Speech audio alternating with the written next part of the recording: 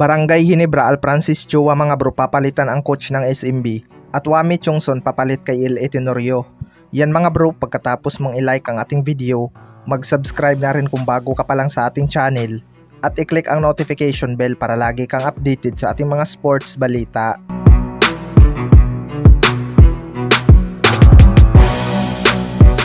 So kahit liyamado itong lineup ng SMB sa Meralco Bolts mga bro, sila pa rin ang napag-iwanan sa series. Maraming ang nag-aakala na masweep ng SMB ang Meralco Bolts dahil sa lakas ng kanilang lineup, pero sila pa nga ang kamuntika na mabaon sa 3-0. Expected ngang babawi itong SMB sa Game 4 mga bro. Hindi nga naging masaya itong si Boss Alfrancis Chua noong Game 3 at parang nababanas na sa coach ng SMB. Ayon nga sa mga source mga bro, posibleng papalitan daw itong coach ng SMB kapag natalo sila ng Meralco Bolts sa series na to. Well, kung ganyan nakalakas ang kanilang lineup tapos natalo pa sila sa isang series, nasa coaching na talaga ang problema mga bro. Halos nga walang pahinga itong si Junmar Fajardo kahit marami naman silang big man. Samantalang laging fresh legs itong mga big man ng Meralco Bolts dahil sa magandang player rotation.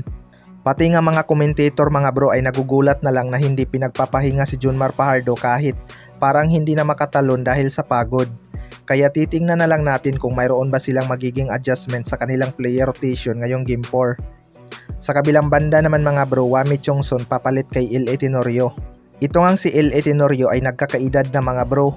May mga usap-usapan na nga noon na posibleng itong Philippine Cup na ang kanyang huling conference at magre-retiro na nga daw ito. Well, wala naman ang dapat pang patunayan itong si L.A. Tenorio mga bro dahil marami na nga itong napatunayan sa ating liga. Mas mabuti na din talaga na mag-giveaway na lang siya sa mga batang player at maging parte na lang siya ng coaching staff nitong Barangay Ginebra. Plan B nga daw ng Barangay Ginebra makuha itong si Wami Chongson ng Tira Firma Jeep. Isa nga ito sa mga nagbubuhat sa Jeep mga bro upang makapasok sila sa quarterfinals in the first time.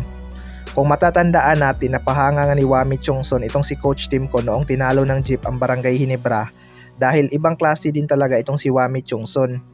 Mataas din ang basketball IQ nito at may dissenting shooting pa beyond the arc.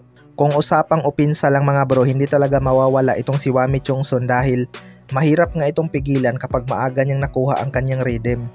Pero ang tanong dyan mga bro, kung bibitawan ba ito ng Tira Firma Jeep, lalo na at unti-unti na silang nag-e-improve habang tumatagal. Nakakabuo na nga sila ng mga player na kayang pumalag sa SMC. Hindi pa man sapat ang kanilang experience para makaabot ng finals kung gusto nilang magpalakas. Wala namang imposible mga bro. May mga talented na player naman na sila, kailangan lang nilang makabuo ng magandang chemistry. Kayo mga bro, ano masasabi nyo tungkol dito?